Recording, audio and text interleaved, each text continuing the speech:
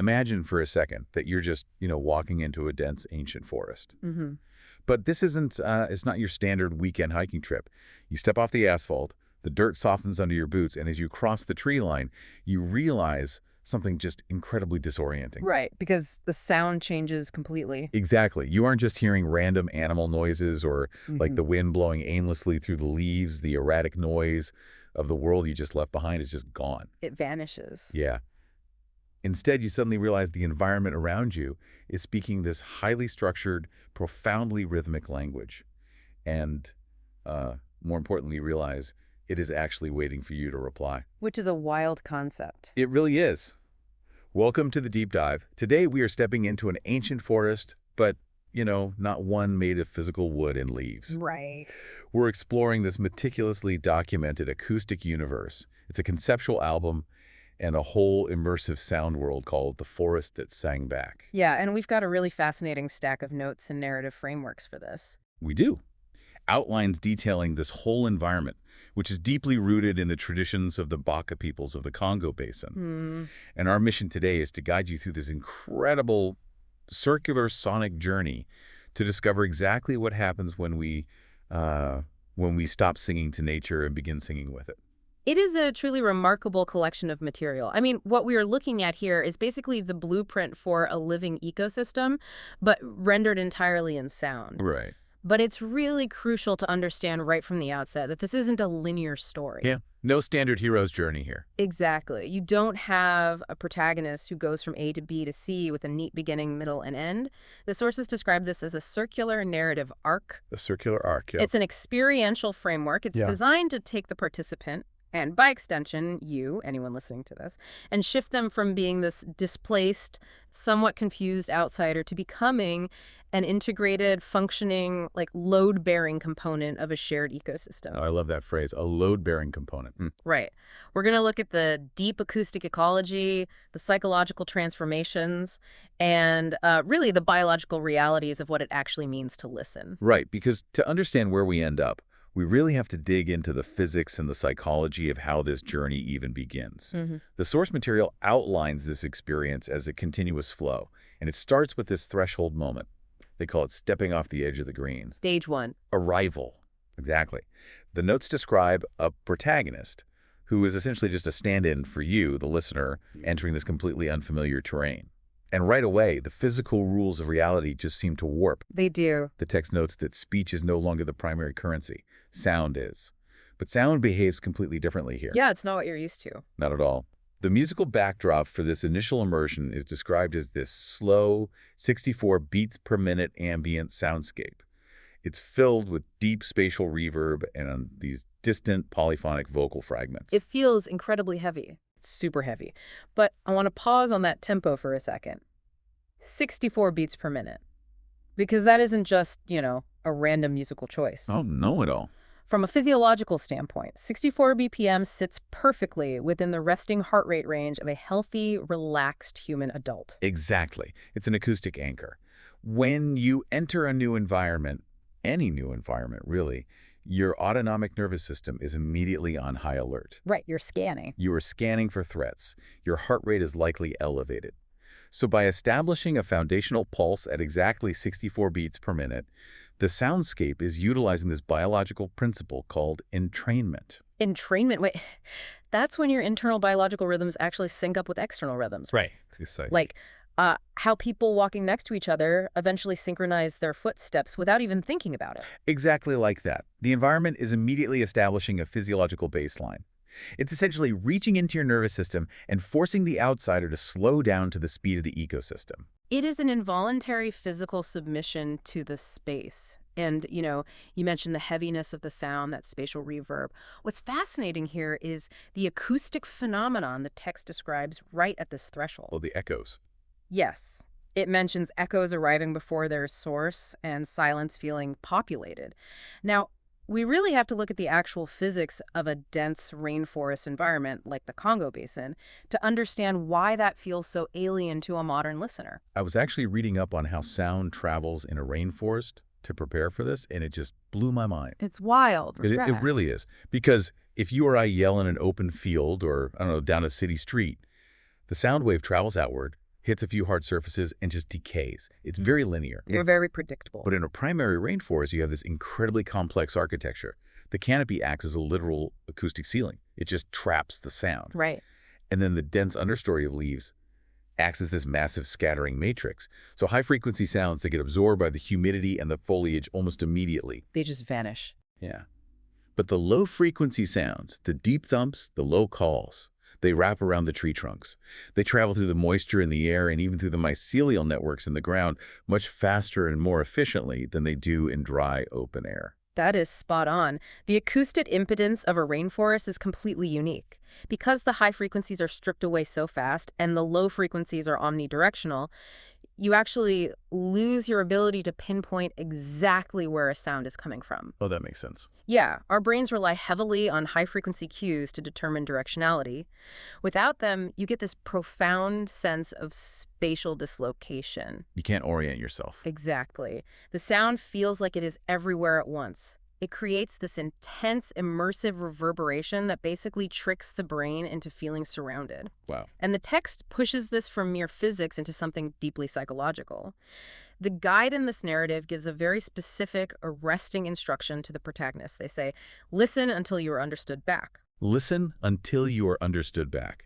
I mean, that line completely stopped me in my tracks when I read it. It's powerful. It really is, because it's a total inversion of how we normally interact with the world. Typically, I listen to understand you. I listen to gather data about my surroundings. You're extracting information. Right. I am the active subject, and the environment is the passive object. But this instruction demands a total sensory recalibration. It asks the listener to, surrender their role as the human-centric observer. You aren't just absorbing acoustic data. You are waiting for the environment to recognize your presence.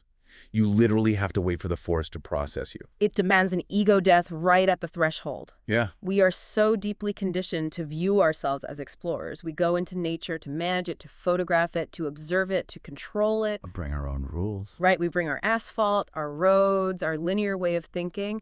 So to step into a space where your presence is being actively audited by the environment is profoundly destabilizing. And the text highlights this incredibly specific detail right after that instruction.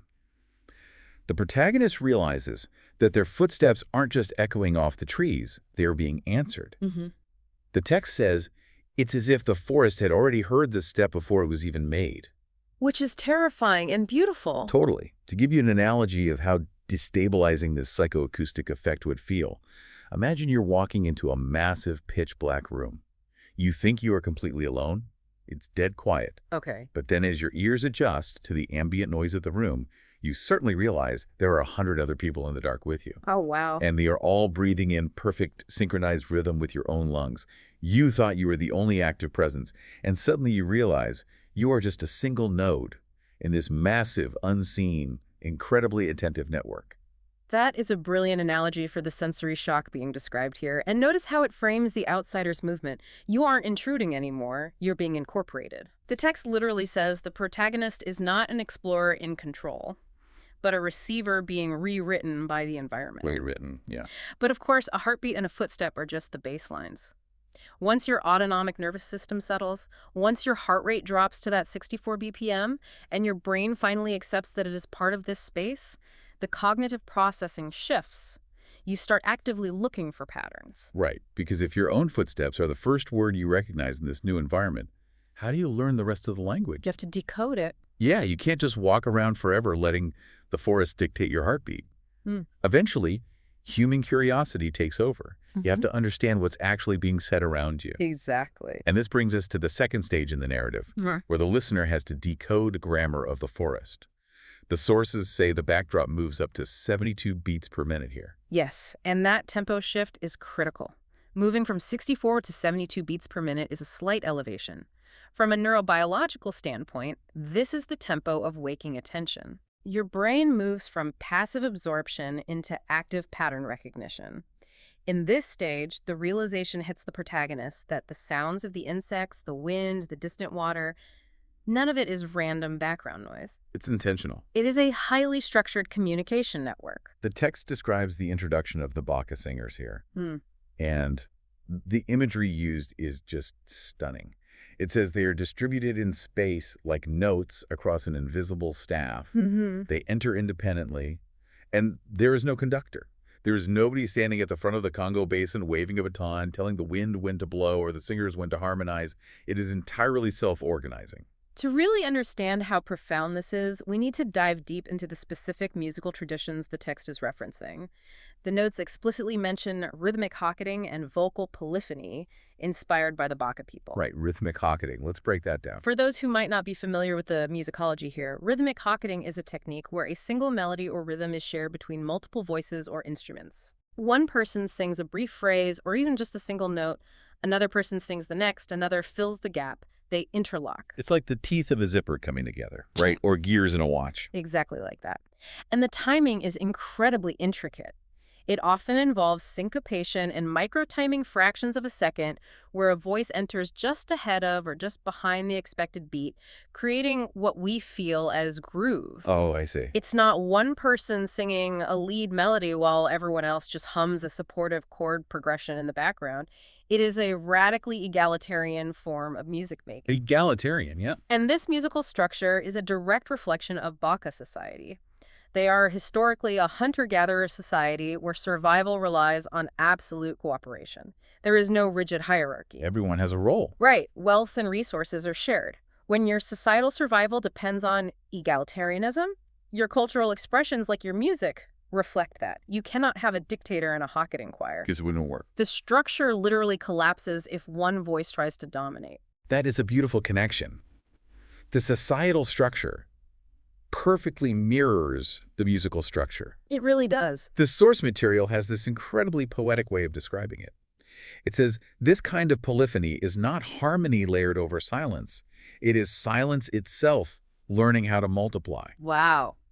Which makes complete sense when you think about hocketing. The rests, the silences between your notes, are just as vital as the notes themselves, because that silence is the designated physical space where your partner's voice lives. Yes. If you don't shut up, your partner literally cannot exist in the song. That is the essence of interdependence. One voice establishes a pulse, another answers with a fragment, and a third fills the gap with timing.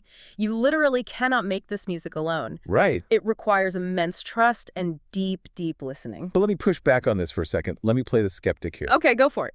Because I know what some people are thinking. Yeah. We go into the woods, we hear the wind, the cicadas, the water over the rocks, and we say, oh, it's a symphony. It's structured communication. It's a choir. But, I mean, human brains are literally hardwired for epiphania. Right, the tendency to perceive meaningful patterns and random information. Exactly. Like staring up at the clouds and seeing the shape of a dog or, seeing a face in a piece of burnt toast. Sure. How do we know the protagonist in this text? Or how do we, as listeners, know the forest is actually participating in a grammar? And we aren't just projecting our own desperate human desire for order onto random biological chaos. It's a fair question. Like, how do we know the humans aren't just imitating the forest and pretending the forest is singing back? That is a fantastic question, and it's the exact tension the narrative addresses. The text explicitly counters that skeptical assumption. Oh, it does. It does. It says that as the group listens, they realize that imitation becomes the first step toward belonging. The humans begin by echoing the forest, yes. In the Baka tradition, their vocalizations often serve to mimic the sounds of the forest, the calls of specific birds, the rushing of water. But the text argues that this ecosystem operates on a kind of distributed intelligence. It is not a one-way mirror. See, when I hear distributed intelligence, my mind immediately goes to sci-fi tropes, like a hive mind, like the Borg, where individuality is just erased for a single overarching consciousness. It's important to differentiate it from a hive mind. A hive mind implies a single consciousness controlling multiple bodies. What the text is suggesting, and what ecology actually supports, is a decentralized network. A network, okay. Think about the biological reality of a forest. A forest survives because of intricate, overlapping, highly communicative relationships. Right. You have mycelial networks underground transferring nutrients and chemical warnings between trees. You have the specific timing of insect life cycles triggered by temperature changes. You have plants emitting distress signals when eaten by caterpillars, which then attract predatory wasps to kill the caterpillar. That's crazy. That is not random chaos. That is an exquisitely timed, highly structured chemical and acoustic conversation. So the vocal polyphony is the human expression of that exact same ecological network. Yes. The humans aren't imposing an artificial musical order on the forest. They are tuning their vocal cords to align with the biological rhythm that has been operating there for millions of years. Exactly. They are tapping into the pre-existing data stream. And if we extrapolate this to human society, imagine if our own modern societal structures operated like this 𝗧𝗧𝗧𝗧𝗧inspired polyphony. Oh, Imagine a corporate structure or a political system with no rigid top-down hierarchy, no single leader dictating the melody, but a culture based entirely on relation where we are acutely aware of the gaps we need to fill for one another. a society built on rhythmic hocketing, where your silence is recognized as the bridge to my next note. Yes, That is a radically different way of existing. It requires an incredible amount of humility. it really does. But what's fascinating is that as the narrative pushes forward, the listener realizes that this interconnected rhythm they're participating in isn't just happening in the present moment. Right. It's not just a real-time reaction to the wind or the bugs. This acoustic network has a deep, deep history. Yes.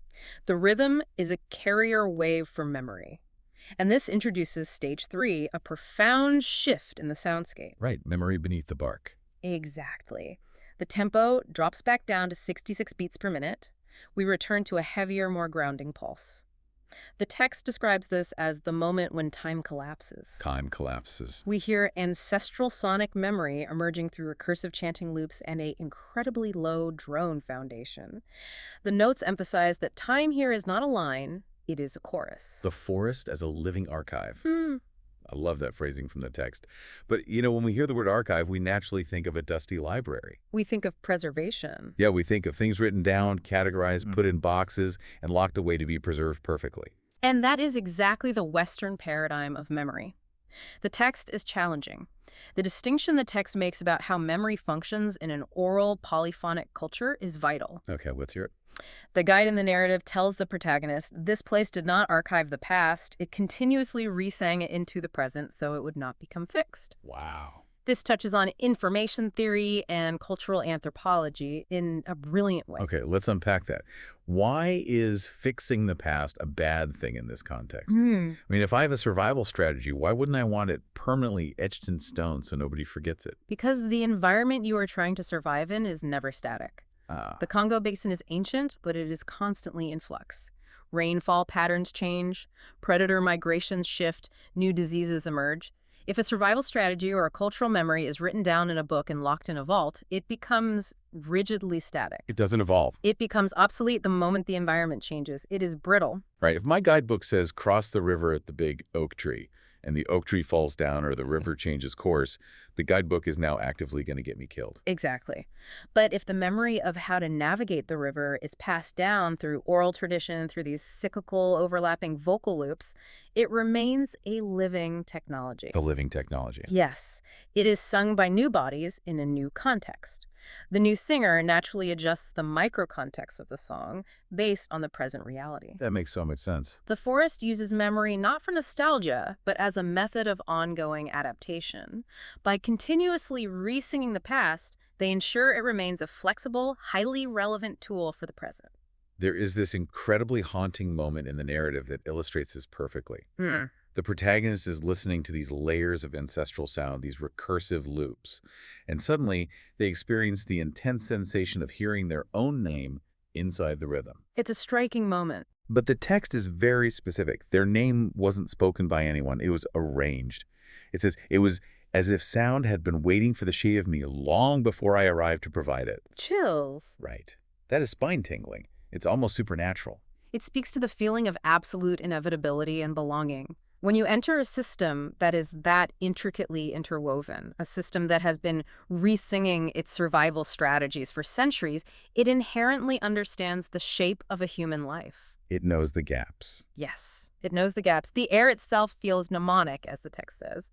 Mnemonic meaning it aids in memory. Right. The humidity, the reverberation, it carries the weight of all that history. Right. The acoustic space actually shapes the way your brain encodes the experience. If you're listening to this right now, I really want you to try and contextualize this in your own life, because it's hard to grasp if you haven't lived in a deep oral tradition. It is. Imagine your family histories or the memories of your childhood. Most of us store those in a photo album on a shelf or, a digital folder on our phone. We offload our memory into static objects. External hard drives? Exactly.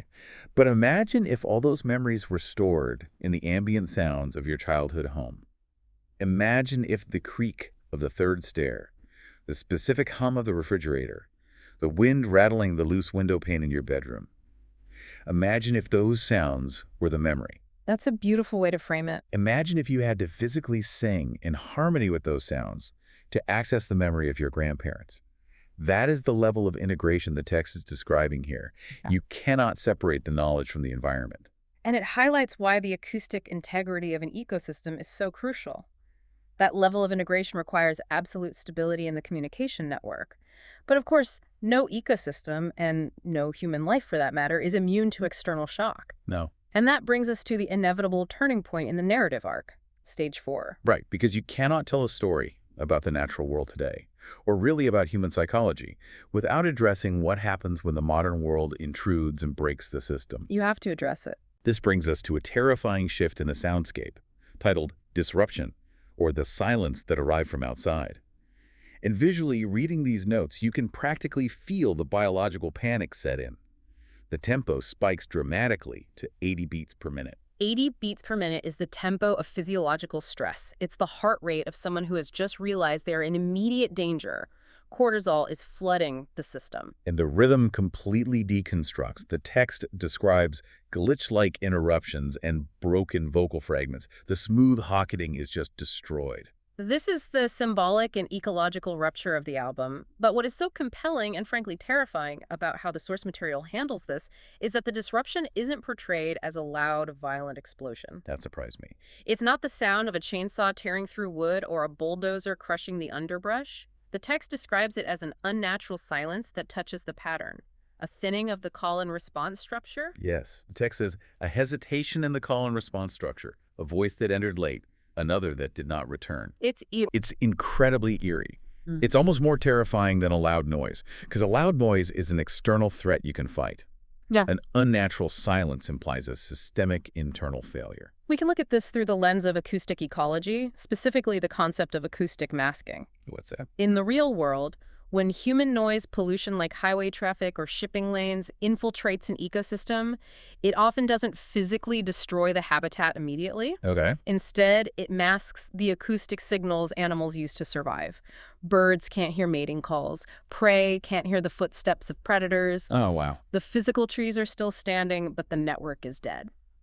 The silence the text describes is the silence of a broken connection. To put this in terms we've all experienced, imagine you're watching a perfectly synchronized orchestra performing. The string section is sweeping, the woodwinds are answering, the hocketing is flawless. Beautiful music. Right. Yeah. And then suddenly it's like extreme lag hits a video call. The individuals are still trying to play their instruments, they're still desperately making sound, but the timing is completely off. The micro-timing that created the groove is just gone. Just chaotic. The connection that makes them a unified whole is suddenly severed. They are no longer an orchestra. They are just isolated individuals producing desperate strands of noise. That loss of coherence is the true danger. The narrative notes that when the human vocal field destabilizes, the entire ecosystem loses its footing. Wow. The protagonist notes that even the insects change their timing. The wind feels unsure. This raises a vital point about how we view ecological and social damage. How so? We often look at deforestation purely in terms of physical carbon mass lost. We look at societal decline purely in terms of economic metrics. But this narrative suggests that the most profound damage is the severing of the communication network. The breakdown of the network. When the polyphony breaks, the forest can no longer think collectively. The distributed intelligence goes offline. But right in the middle of this panic, the text offers this incredibly profound philosophical reflection. The narrator, watching the system break apart, realizes disruption does not always destroy. Sometimes it separates what once believed it could not be separated. That is a stunning line. That line hit me so hard. It's a vital observation. It reframes tragedy as a stark, brutal revelation of structure. When things are going perfectly, when the rhythm is tight, we take the connections for granted. We just assume they'll always be there. We assume the system is a single, unbreakable monolith. When disruption forces those elements apart, it reveals the individual components in their raw, vulnerable state. It reveals the dependencies.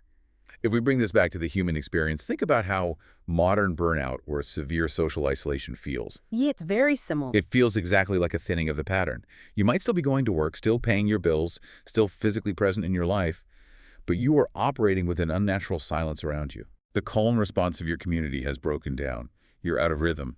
You send a signal, and nothing answers. And when an ecosystem or a human mind experiences that kind of fragmentation, the biological imperative is to respond. The question is how it responds. Right, because when a system shatters like that, our immediate panicked instinct is to scramble and try to put all the pieces back exactly where they were. We want a quick fix. We want to glue the vase back together. We want to get back to normal as fast as possible.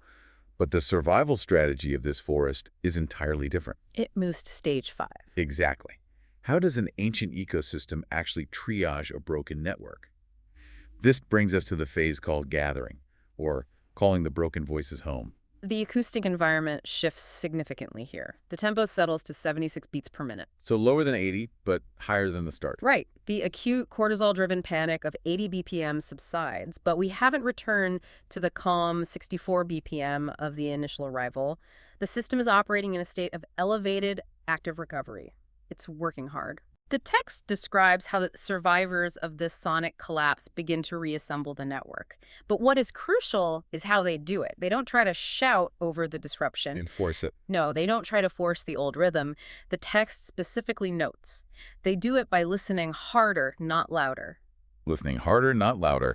I mean, that feels like a piece of advice that should be taught in every relationship counseling session in the world. It really should. It is the core tenet of resilience theory. In ecology, there is a massive difference between rigid perfection and resilient imperfection. Okay, unpack that. The text says a single voice repeats a surviving fragment. Another voice finds it, but they find it imperfectly. The harmony that emerges is not a clean, pristine replica of what was lost. It is scarred. I want to dive into this idea of resilience versus rigidity. Because if I'm in that forest or if I'm trying to fix a broken system in my own life or my own community, there's a voice in my head asking, why wouldn't they want to return to the original perfect rhythm? It's a natural question. Isn't the whole goal of survival to heal completely and get back to exactly how things were before the disruption? It is a deeply natural human impulse to want to rewind time. We crave the comfort of the known, but evolutionary biology tells us that normal is a static concept. And static is brittle. Exactly. As we discussed with the concept of memory, static things break under pressure. The text makes this explicit. This music was not designed to be preserved. It was designed to recover. Oh, that's good. Think about a glass vase. It's rigidly perfect. It serves its function flawlessly. But when you drop it, it shatters, and you can never put it back exactly the same way without the cracks showing. Right. A living ecosystem, however, is plastic. It is adaptable. Think about secondary succession in a forest. When a massive tree falls, it rips a huge hole in the canopy. Yeah. The surrounding trees do not try to stand the dead tree back up. They don't pretend the hole isn't there. They experience phototropism. They literally grow their branches in new, crooked directions to capture the sunlight pouring into the newly opened space. Wow. They adapt their physical structure to the new reality. I love that. They grow into the wound. Yes. The auditory imagery in the notes here perfectly reflects that biological process. It describes how these interwoven human vocalizations and ambient environmental textures start to merge. But they accept the gaps. They accept the imperfection as a structural component of the new rhythm. It immediately makes me think of kintsugi. The Japanese art form. Yes. When a ceramic bowl breaks, a kintsugi master repairs the cracks with lacquer mixed with powdered gold, silver, or platinum. Right. The philosophy is that the breakage and the repair are part of the history of the object, rather than something to disguise. The cracks aren't hidden, they are illuminated. They're celebrated. Exactly. They become the strongest part of the bowl, both physically and aesthetically. The forest is essentially doing acoustic kintsugi. Acoustic kintsugi. I love that. The new harmony is built around the reality of the rupture, not the denial of it. True survival intelligence in the Congo Basin, as depicted here, means abandoning the old blueprint if the terrain has changed. You have to adapt. Neuroplasticity in the human brain works the exact same way. When a brain suffers trauma, It reroutes synaptic pathways. It finds a new way to process information. It resyncs the network. And it is this specific act of mutual, imperfect, highly attentive recovery that finally bridges the last gap between the human outsider and the environment. Which brings us to the climax of the entire ceremonial arc. The peak of the mountain, stage 6, transformation, or when the forest learned our names. The tempo rises to 84 beats per minute. The fastest tempo yet. Yeah, this is the fastest, most energetic pulse in the entire narrative. 84 BPM is a driving, active rhythm. It's the tempo of a brisk walk or the heart rate of someone in a state of flow, actively exerting themselves but completely in the zone. The notes describe a state where the boundary between the observer and the participant completely dissolves. The text says, voice becomes ecosystem. This is the ultimate synthesis we've been building toward since the arrival. In the beginning, the humans were imitating the forest. Then, during the gathering phase, they were participating in it. Now, in this stage of transformation, the text states that the forest no longer imitates or accommodates the humans, it incorporates them. Incorporates them. The music is completely co-authored by the ecosystem and the human body simultaneously. It is ecstatic integration. The protagonist realizes that their own breath, their silence, and even their hesitation have all found a permanent, load-bearing place in the rhythm. The distinction between human and nature is just gone. It dissolves. And the guide turns to the protagonist and says, "It has learned you. You are no longer outside the song." That phrasing, "it has learned you," is so incredibly heavy. It is heavy because it implies an intimacy that terrifies the modern ego. The psychological weight of this journey has shifted from observation to total belonging. Belonging is scary. It is. The modern ego, especially in Western cultures, is constructed on the premise of separation. We maintain our sense of self by defining what we are not. We are not the dirt. We are not the animals. We are not the weather. We maintain separation so we can maintain control.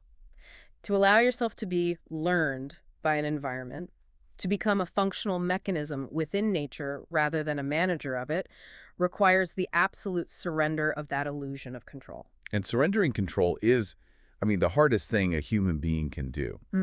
I really want to challenge everyone listening to sit with that idea for a moment. Yeah, sit with it. What would it actually feel like to be learned by your environment?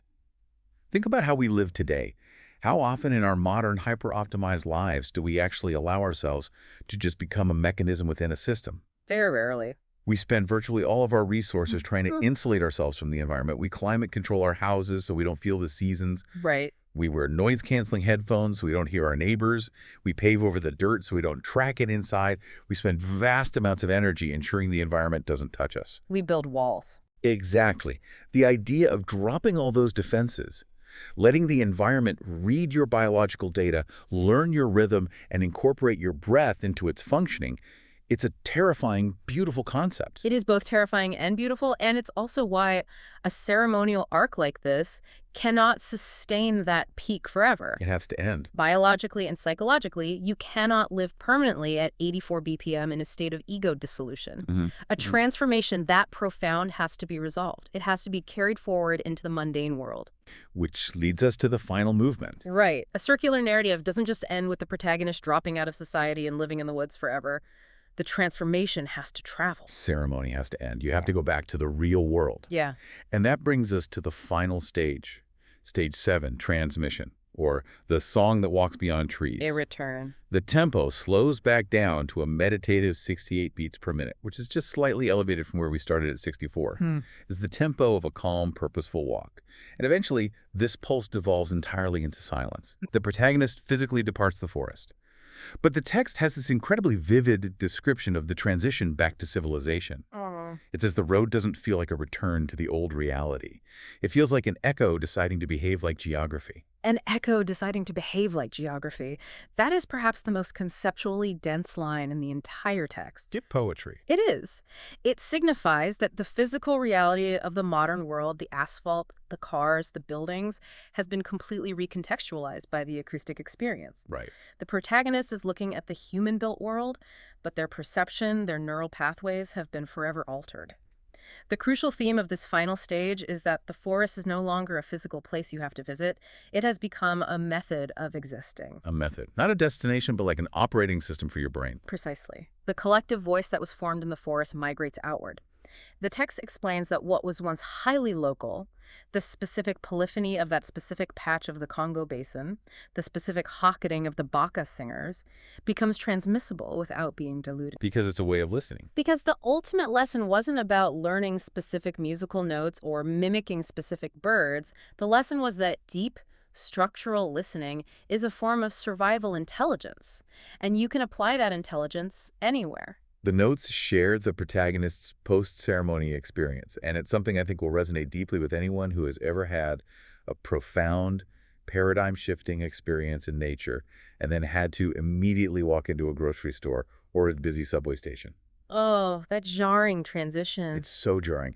The protagonist talks about sitting in quiet, concrete rooms days later and hearing overlapping rhythms that aren't physically there. They talk about walking through crowded city streets and sensing the hidden timing beneath the chaotic speech of the crowd. They're still listening. They realize that even the stark silence in a modern city has become populated. The forest didn't stay behind in the trees. It reorganized itself inside their perception. This touches on the reality of neuroplasticity. When you engage in intense, sustained periods of deep listening, you actually rewrite the filtering algorithms in your auditory cortex. Literally rewiring your brain. You literally hear the city differently because your brain is now scanning for interconnectedness rather than isolation. If we connect this back to the anthropological roots of the Baka traditions that inspired this entire conceptual universe, we see that this polyphonic music isn't just an art form meant for entertainment. No. It is a literal blueprint for social and ecological architecture. When the text concludes with the profound statement that no voice is complete unless it is heard by another voice, it is offering a radical biological counter-narrative to modern individualism. Modern individualism teaches us the exact opposite. We are bombarded with the message that self-sufficiency is the ultimate goal. The pinnacle of success is to need absolutely no one. And the forest teaches that absolute self-sufficiency is a biological myth and an incredibly dangerous one at that. A system where separation is recognized as temporary and listening is recognized as the only permanent state, that is a system capable of surviving immense disruption. No voice is complete unless it is heard by another voice. I'm just marveling at the sheer weight of that idea. It completely redefines what it means to speak, to sing, or to just exist in a community. It changes everything. It means your existence is validated by the receiver. And it redefines the burden and the privilege of the listener. In this paradigm, listening is not a passive act of receiving auditory data. Listening is an active, structural necessity. Right. Without the listener, the voice literally cannot fulfill its physical purpose. The environment, the community, the society is held together by the gravity of mutual attention. If you start paying attention, the system falls apart. Well, as we gently bring ourselves back from the immersive canopy of the Congo Basin to wherever we are right now, whether you're driving in your car, sitting at your desk, or walking down a city street, let's just take a moment to look back at the incredible architecture of the journey we just traversed. It was quite a journey. We didn't just walk through a list of concepts. We started at the threshold, experiencing the sheer sensory displacement of the arrival, where our human-centric top-down worldview was immediately destabilized by the physical acoustics of the rainforest. We learned the intricate egalitarian grammar of leaves, recognizing that nature isn't random noise, but a complex hocketing conversation. We delved into the profound philosophy of memory beneath the bark, seeing how oral traditions and ecosystems continuously re-sawing their past to stay plastic and adaptable. Adapting to survive. We weathered the terrifying rupture of unnatural silence, exploring how the severing of communication networks is the true threat to survival.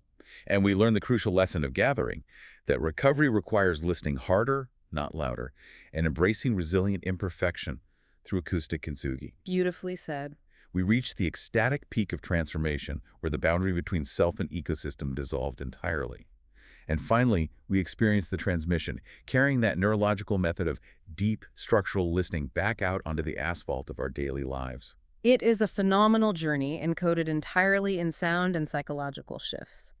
And if there is one overarching insight to pull from this entire deep dive into these sources, it is the biological and cultural imperative that knowledge, much like Baka polyphony, is only valuable when it is deeply listened to, understood, and shared. Right. A single note singing into the void accomplishes nothing. It is the interlocking, the trust of the call and the response, the willingness to fill the silence with timing rather than noise, that creates a civilization capable of surviving the future. It makes you look at literally every interaction you have differently. And that brings us to our final thought for you to take away today. All right. We started this deep dive by exploring how a natural environment uses rhythmic hocketing and deep listening to survive. But as the transmission stage taught us, you don't have to be in the Congo Basin for these rules to apply. Not at all. So I want to leave you with this entirely new context to consider. Wow. We live in a deeply digital world, increasingly governed by artificial intelligence and algorithms designed to curate our reality. Yeah. These digital environments are literally engineered to act as echo chambers. They learn your preferences, and they only feed your own voice, your own opinions, and your own comfort zone back to you. It's an unnatural silence. Exactly. If the survival of a complex ecosystem relies on hocketing, on making space for the other voice, on the friction of difference, and on silence learning how to multiply, what happens to our society when our digital architecture refuses to let us hear anything but ourselves? That's a scary thought. Are we engineering a world incapable of polyphony? I want you to think about how you can intentionally seek out the missing voices in your own daily rhythm. Thank you for joining us on this deep dive. Keep listening. The world is waiting for your reply.